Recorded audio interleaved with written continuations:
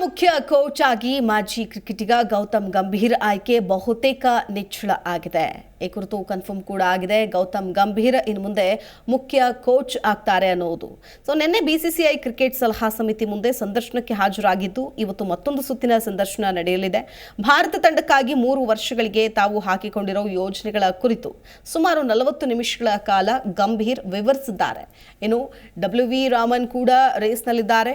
ಆದರೆ ಗಂಭೀರ್ಗಳನ್ನೇ ಆಯ್ಕೆ ಮಾಡುವುದಕ್ಕೆ ಬಿಸಿಸಿಐ ನಿರ್ಧರಿಸಿದ್ದು ಇಂದು ಅಧಿಕೃತವಾಗಿ ಆದೇಶ ಹೊರಬೀಳುವ ಸಾಧ್ಯತೆ ಇದೆ.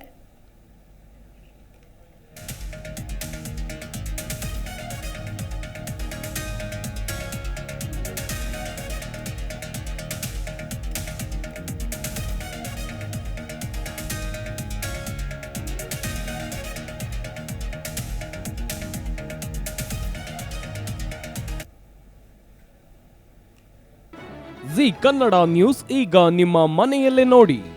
ಎಲ್ಲ ಕೇಬಲ್ಗಳಲ್ಲಿ ಈಗ ಲಭ್ಯ.